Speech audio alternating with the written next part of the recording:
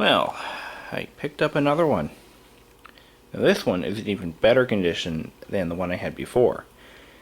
Remember that Dell Inspiron 7000 I did a video on a while back? Well, it's dead. What happened was I used it as a dedicated iTunes streaming station at work. And for about 6 months, it ran non-stop streaming audio straight from iTunes. And never missed a beat. Well, what happened was I decided to finally fix the broken screen hinge. What happened was eventually, I believe it was this hinge here let go. The screws finally stripped out from their very poorly designed mounting location, which I'll show you on this one. And what happened was I didn't quite drill out the holes, but I put a slightly larger screw into the hole, or into the threaded area.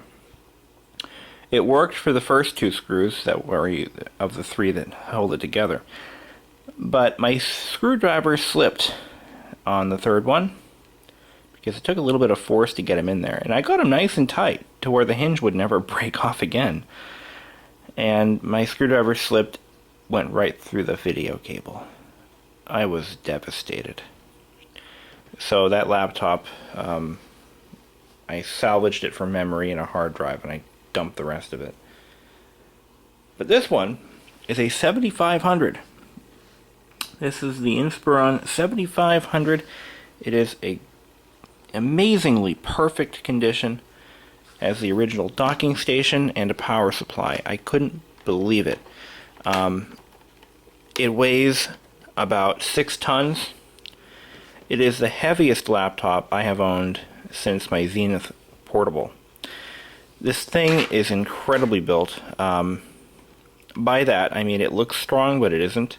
The screen hinge is a terrible design on these, and I'll show you why.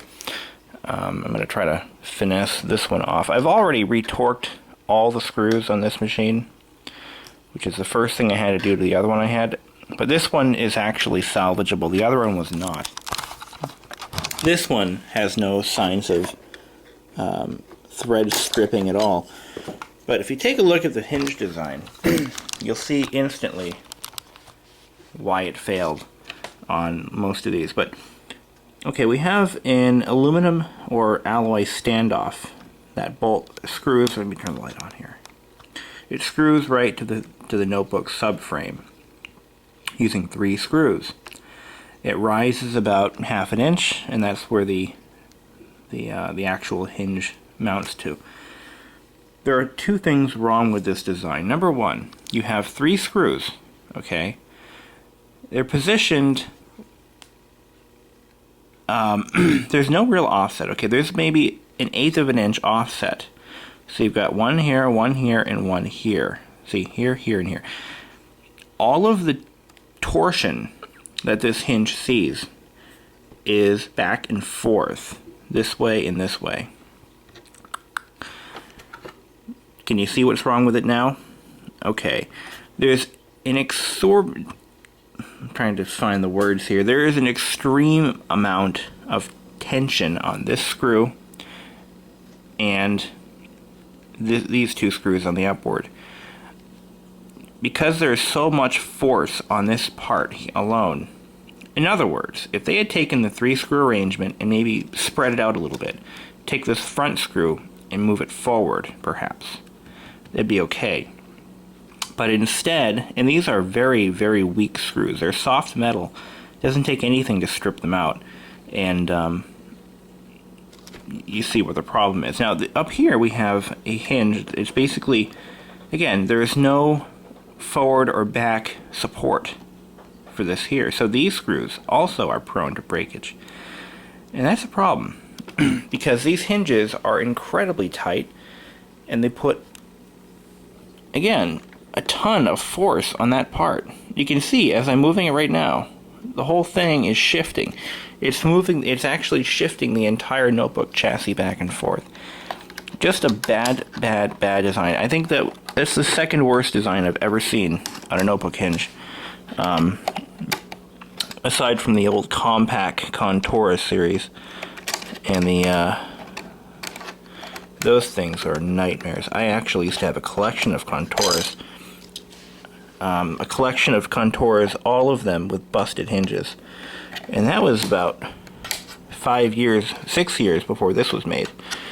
I'm trying to get this back on. This cover alone is just horrible. These covers break off all the time on these. Anyway, all that metal fatigue leads to severe failure. So I've already rebuilt this machine. I replaced the hard drive. It had a 4 gigabyte or a 6 gigabyte. Here it is. This is the original drive here. This is a 6 gig drive, and I replaced it with a 60. The notebook was manufactured in 1999, making it potentially one of the last Pentium 2s ever made. It is a Pentium 2, and it doesn't even say MMX on it. Shipped with Windows 98 originally, no surprise there. But you would think, being a 1999 machine, it would have had at least Millennium Edition. But nevertheless, maybe it was a leftover. Who knows? Now, the one I had before this, I believe, was a Pentium 2. I want to say it was a 400 or a 350. So we're going to find out what this one has for a processor. I still don't even know. It does have 128 megabytes of RAM, and if I can dig up some more memory, I'll put that in. I think it uses PC 100. I know I've got some kicking around somewhere. So here we go. This thing is pretty quick. I'm going to make this my primary vintage laptop, if you will. I'm going to be using this for my old Doom and Duke Nukem games and all that stuff. Grand Theft Auto, you know. I was using my Latitude CPI, which is right there. But I have a sad story about that one. I think I fried the hard drive controller accidentally. Yeah, it's a sad story. Anyway, you know how I did it. See, it hasn't detected a hard drive ever since I stuck a floppy drive in it, and I turned it on, and I heard a pop. And the floppy drive came from a newer version of that laptop, so it wasn't probably not electrically identical, but it fit, and it hasn't worked since. Anyway,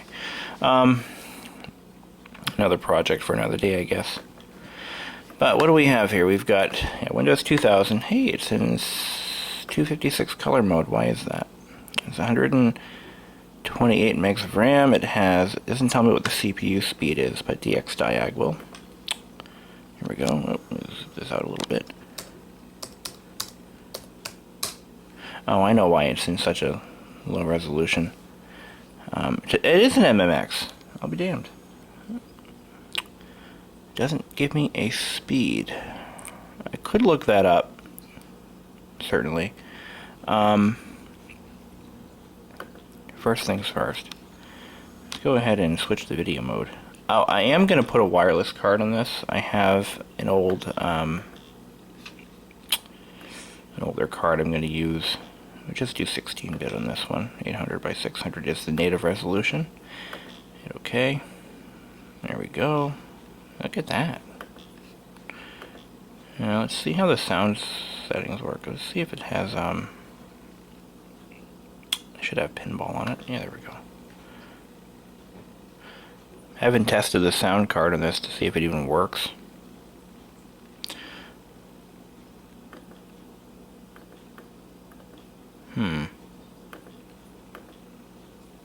Is it turned down? No, there's no sound at all. I'm wondering if maybe the docking station requires you to plug in the speakers. So if I undock it, which by the way you should never do while the machine's running on these old ones. See, what they would do was they would have several docking modes, or I'm sorry, docking profiles, hardware profiles, that's what I'm saying. And we're going to go ahead and eject. Where is it? eject PC. There it is. It has to go in standby mode first, and then you can eject it by flipping these little levers here, one on each side, and you pull it out of the dock, and you wake it up again. Oh wait, I forgot. The battery in this laptop doesn't even hold a charge anymore, so I've got to plug it in. I still want to know what it has for a processor. I know it's Pentium 2 MMX, but what speed is it? That's what I want to know.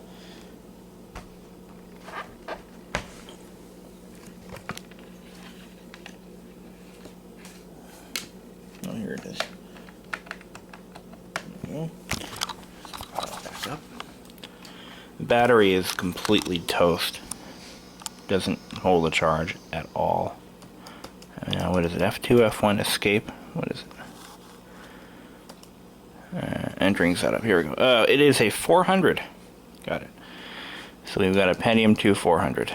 Video display device, symbol mode, LCD plus CRT. That's alright. Cool. NTSC. I actually have a video adapter for this, so I can plug it into a PS2 video source, I think. I mean, sorry guys, I'm half asleep. Alright, that's good. So we know it's a 400. I'm okay with that. Oh, 11 minutes. Not bad. One thing I did to this machine is I used a little bit of Mother's Protectant. I like this stuff because it provides a nice shiny appearance to any plastics, and it doesn't wear off as quickly as Armor All does. The thing about these old Dell slab notebooks, they look like a giant slab. They look really good when they're properly polished up. They look great. I love the way these look. And again, I did go through and retorque all of the case screws because they loosen up over time. Oh, one interesting fact, this thing has a built-in DVD player, and I am hell-bent on trying to see if it even works, or how well it works, I should say. I've never played a DVD in a machine this old before. I think this it goes directly to hardware, but it requires the Dell DVD software that I don't have. I found that on notebooks that are standard run-of-the-mill software DVD players, VLC is a great decoder, but I'm not sure if it would work in something like this. That, and it's a Windows 2000 machine, so it might not be that easy.